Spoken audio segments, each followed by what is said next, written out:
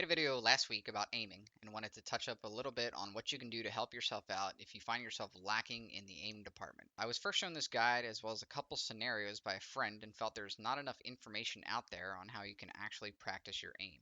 I'm going to dive into the guide graciously bestowed on us mortals by Aimer7, and he states in his guide, which is one of the opening lines, to be a bit more blunt. I am tired, and so are many good players, of seeing newbies wasting their time on garbage scenarios such as Tile Frenzy and Ascended Tracking V57, expecting their aim to improve after 3 consecutive days of training and then realize that it did not. No shit. This guide, I hope, solves this problem, at least for now. So Aimer7 holds top 10 and even number 1 records in a majority of Kovaaks FPS trainer scenarios. So go take a look at his stuff and give the guy some real credit because, and if, and this is a big if, and listen, we might be able to learn a thing or two. And this includes me.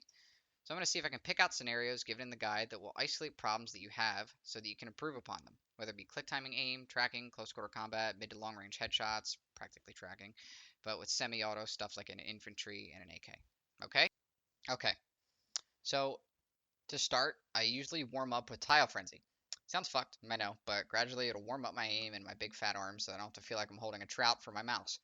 After about 4 or 5 runs, I always try beating my high score, and then I move on to Fugla XY short strafes. This quick movement in rapid succession will train your aim for those jumpy targets. I didn't feel progress at first, but after about a week, I noticed my aim in game was much cleaner in scenarios where I'd hit him more on jumping around like a deer running from a hunter. The third scenario is LG Pin Practice 360.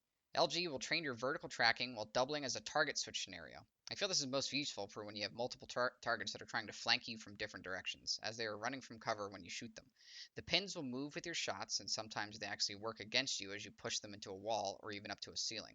I usually do this about 3 to 4 runs or for 10 minutes. The fourth scenario, ironically, it'll be a 4-parter as this implements the same type of scenario, but in different uses. Close long strafes invincible, close fast strafe invincible, close fast strafe easy thin shotgun, and smoothness training. These 4 scenarios will isolate specifically your tracking. Long strafes and smoothness tracking both aid in having crispy smooth tracking for any engagement, especially if you have a lower sense or DPI and have to make those huge swings across your mousepad to stay on target. CFSI, or Close Fast Strafing Invincible, is good for those rapid succession movements. It's super intimidating at first, but give it a couple weeks and you'll be the best carpal tunnelist there is. And finally, Close Fast Strafe's Shotgun Thin will isolate problems you have with those close quarter shotgun fights, like when you're in a box with an enemy and you have no other option but to blow their brains out. The fifth scenario is Pat Target Switch, or Pat Target Switch V2. Over time, I've grown to enjoy V2 more because of the speed of the targets. These targets, we'll call him Pat, unlike any other scenarios, have heads and a headshot multiplier. So naturally, you'll want to aim for the head and get that juicy new high score. Pat Original is focused more on target switching for semi-stationary targets, so try to go as fast as you can without sacrificing your first shot accuracy. Pat Target V2 is speedy and implements horizontal strafing, which is really good in my opinion for full face SMG sprays and upper body sprays. So the sixth and the final scenario is none other than Bounce 180. Bounce 180 kind of feels like you're inside one of those tiny lawnmowers you had as a kid. They really annoyed your parents, but you didn't care because you had to channel your inner landscaper. The balls will fly around in rapid succession and isolate the close quarter jumping shotgun fights you'll find yourself in often. I feel it also doubles as an aid to tracking because you seriously need to track these little shits before you do a slight flick to the dome. So I have a couple more, but I feel like this is a good place to stop as I don't want the video to drag on. If you want more scenarios, don't be afraid to ask. I appreciate and will take any and all feedback, even if it's kill yourself, idiot. Constructive criticism.